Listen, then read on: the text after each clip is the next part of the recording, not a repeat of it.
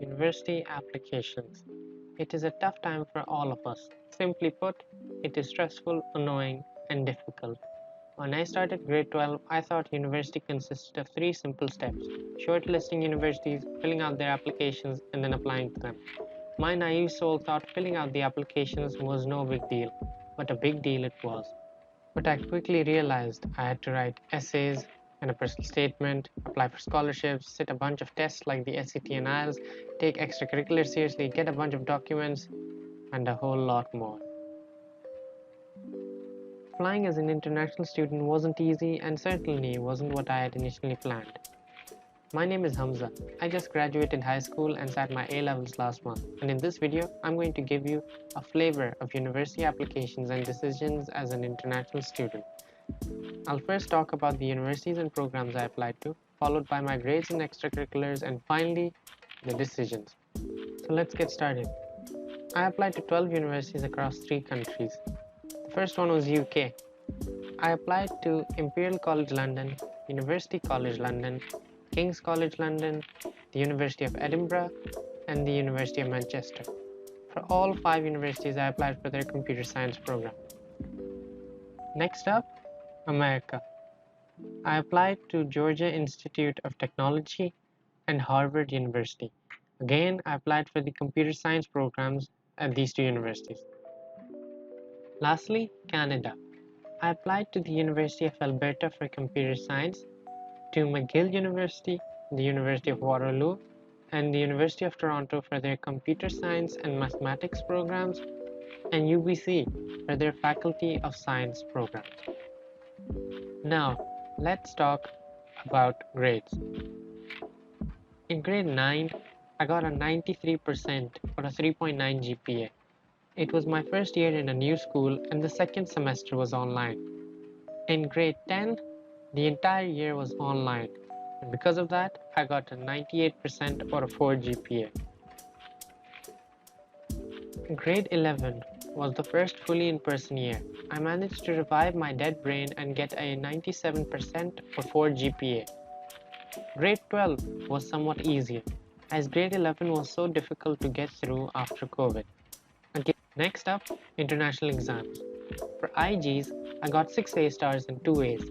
I sat computer science and business in the winter session, while the rest were predicted, which explains why they are so good.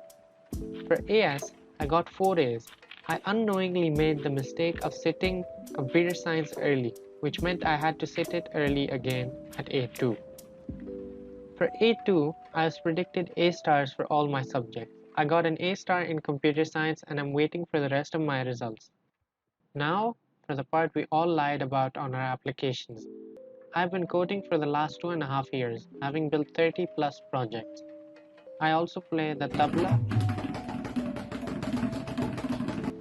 squash, and football. Yeah, that's me.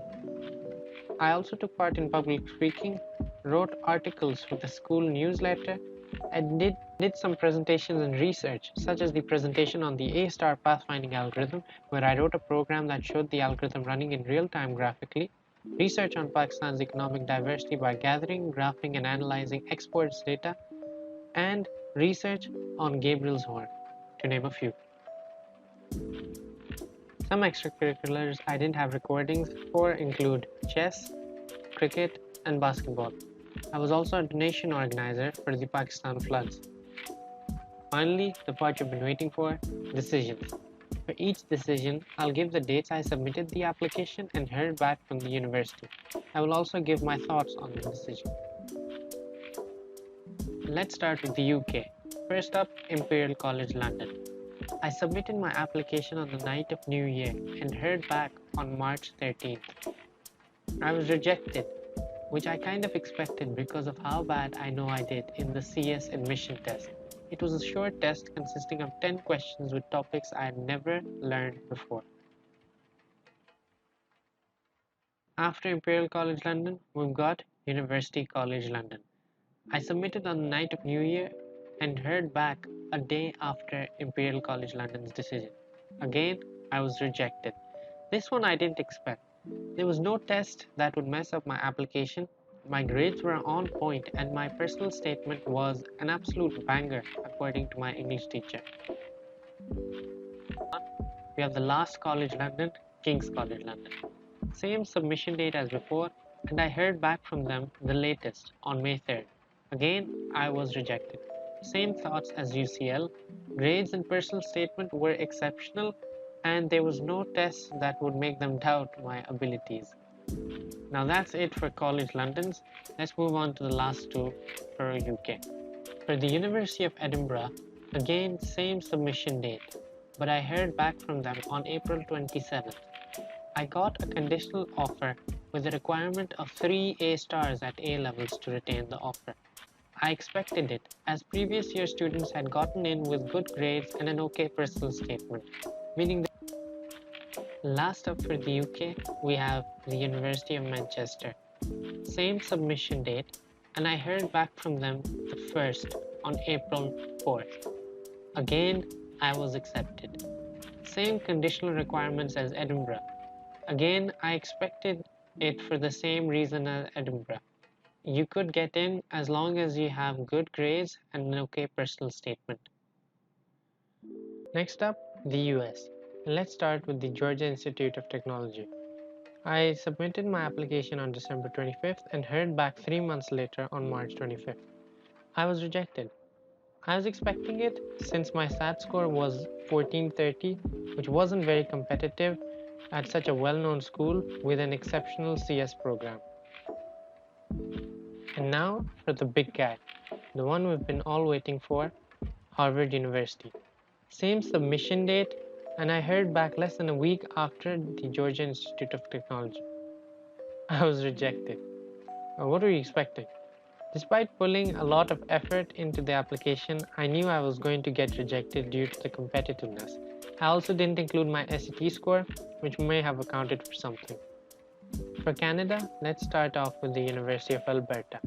I submitted my application on December 5th and heard back 2 days later, on the 7th. I was accepted. Did I expect it? 100%. Some of my class fellows got acceptances with lower grades within less than a day. My conditional requirement was to meet my predicted grades, which is kind of not fair because other people had lower predicted grades. Next, we have McGill University. I submitted my application on the 12th of January and heard back from them on the 15th of February. I got into both their CS and math programs. For the CS program, I kind of expected it, but for the math program, not at all, as the math program was extremely competitive. Again, the conditional requirement was to get the grades I was predicted. Next up is University of British Columbia. It was the first university I applied to on November 25th, and I heard back from them on January 5th, and I was accepted. Again, I kind of expected it for the same reasons as the University of Manchester and the University of Edinburgh. Students had gotten in from previous years with decent grades and responses to supplemental questions. Now we move on to the Harvard of the North, University of Toronto. I submitted my application on December 14th and heard back on March 24th, a day after the rejection from Georgia Tech. I was accepted to all 3 campuses. However, I got acceptances from my alternate choices at all 3 campuses, and the alternate choice for all of them was mathematics. So I didn't expect to get accepted in such a way, but the offers were good. Lastly, we have the University of Waterloo. I submitted my application a day after New Year and heard back on 2 different dates. Both times, I was accepted. First, I got into mathematics, and second time, I got into the co-op program for computer science. I never expected to get into any of them, as both had extremely competitive admission processes. That's it for now, and I'll see you again later.